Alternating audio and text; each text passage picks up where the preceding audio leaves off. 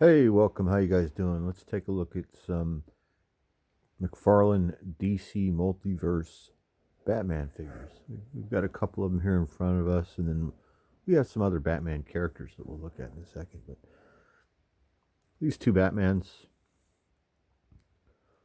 are different. Neither one of them is a traditional style Batman. This is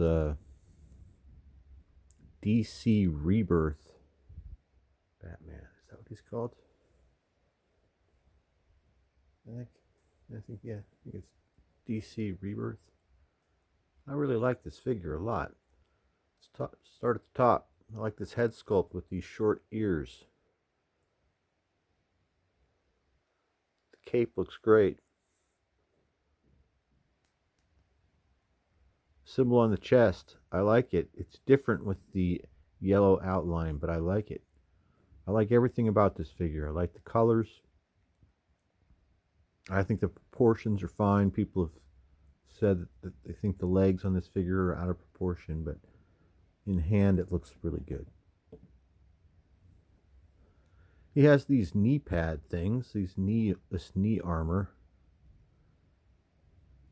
I think it looks kind of cool. These little bat symbol heads, I guess. Nice boots, some toe articulation. The articulation on this figure is good. Everything about this figure really, really good. So nice articulation. He comes with a batarang. Then he also comes with a grapnel gun that he doesn't really hold very well, but it fits better on the other figure that we're going to look at in a second. But he does come with this batarang that I think is nice, that fits well in this hand. He does come with a fist, which is nice for Batman. Now again, McFarlane's not giving us switch out hands. I'm not even sure if these actually have the technology to pop right out and be replaced. I don't think they do. I haven't tried it. But it would be nice if he would figure that out. If they would fix that. Because when you have a Batman figure, it's nice to be able to have him having two fists or a knife hand, karate chop style hand, or a tiger claw. All three of those, really. But it would be nice if he just had swap outs. If he came with two of each of these hands, that would be nice. So you could give him two fists or two holding hands. So you could switch it back. That would be okay. That's a start. That would be a start. Just an extra fist and an extra hand. Because it is, as it is, he can only hold this batarang in this hand. And then this grapnel gun doesn't fit in this hand very well. Not even well enough. I don't even feel like showing it to you, but I mean, check it out. The batarang fits like that, and even it's not even that great of a fit, but figure this out. This gun came with this figure. This is one of my least favorite type of things, is a design issue like this. They put a gun in the box with a figure, and it's not produced correctly. I mean, do you see this? Even if we tried to bend, let's look at this.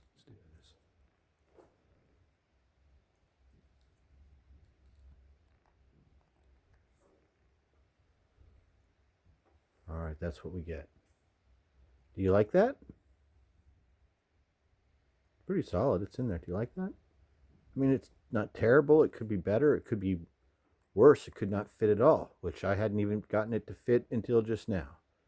So I guess it's not too bad, but it's still, it'd be nice to, well, you know, I'm here to bitch.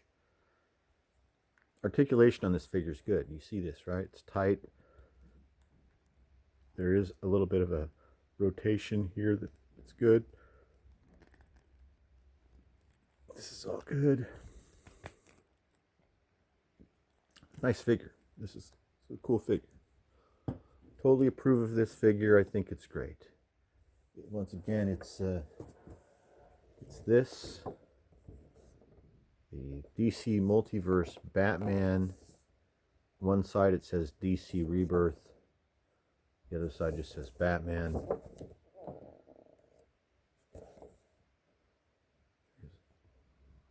Kind of not a great picture of the figure. Then here's the other figures in the line that you could get if you wanted to. We have this Joker, and it's nice. All right, so that's the DC Rebirth Batman. This next Batman. He's called the Earth 2 Batman.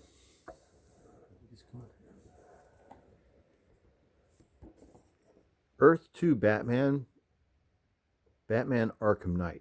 This is, I believe, is from a video game. I think this is a skin from a video game, but I don't know for sure because the art on the back looks like comic book art, and I like it. This is much better than a photograph of the figure. So at least they're making some changes for the positive when it comes to the packaging, because I like this better than the other older packaging, which is just a picture. Okay. This is cool. Well, the other one was cool too, but this one, I'm not sure if I like this one more or just as much. I don't know anything about this suit. I don't care. It looks great to me. I don't care that it's red. There's a little bit of an issue of looseness with this one arm, but you just have to push it up. But it is looser. I noticed that right out of the package. This is looser than this, but they're both fine. They're okay. It's just a little floppy, but it does just fine when you bend it and position it. All right, this head sculpt's cool. It's really great. It's got these longer ears, got these red, like infrared vision eyes or something. It looks cool. This cape is great. Painted red on the inside, really nice. Goes all the way down to the table, so it will help him stand. I like this symbol thing that's going on here in the chest. I don't know what's happening over on Earth 2, but I think that the design is good.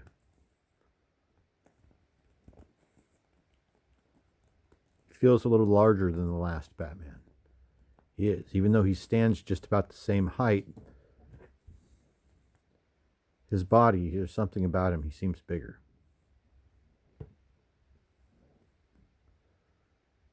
Got this cool utility belt that's red. The arms. In this, like that. Looks pretty good.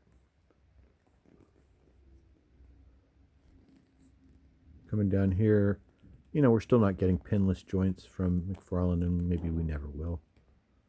There's not a lot of articulation here because of the shorts. The same with the other figure. You don't have a lot of acrobatic, like Batman type movement with either of these figures because of these shorts. Like, let's take a look. That's as far forward as the legs are going to go.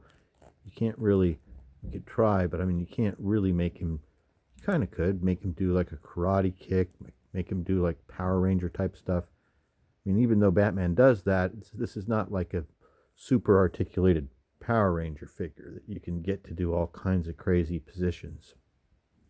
This is Power Ranger. It's meant to do that, but this Batman, he can't really quite achieve that same type of stuff. That's okay.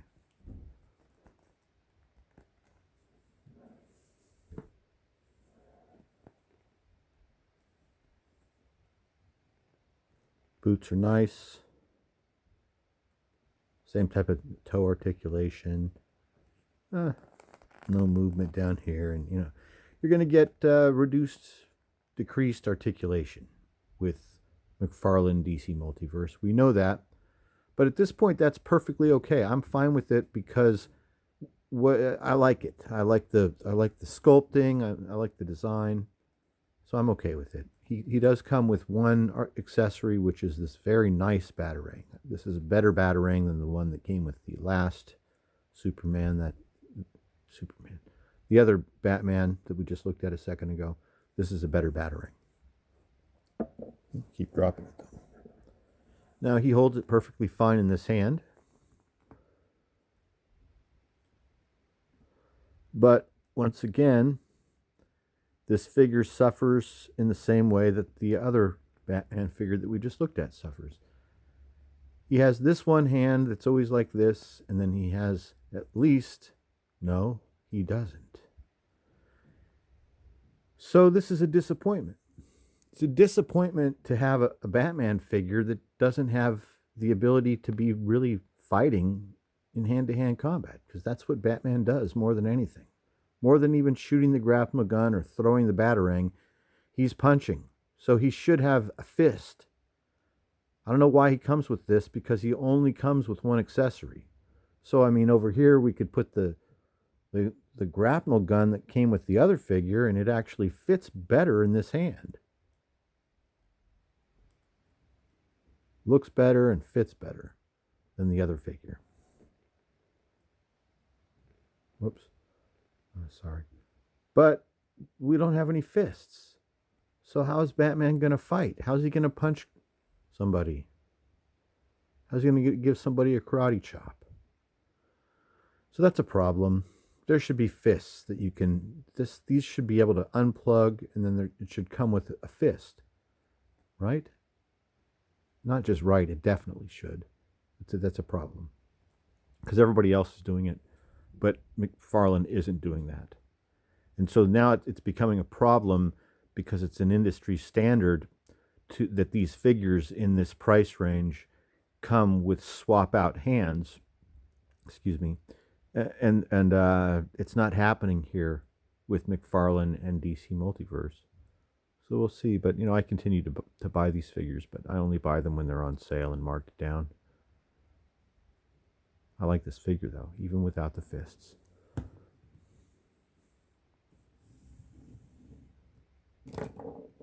Let's look at some sidekicks for Batman.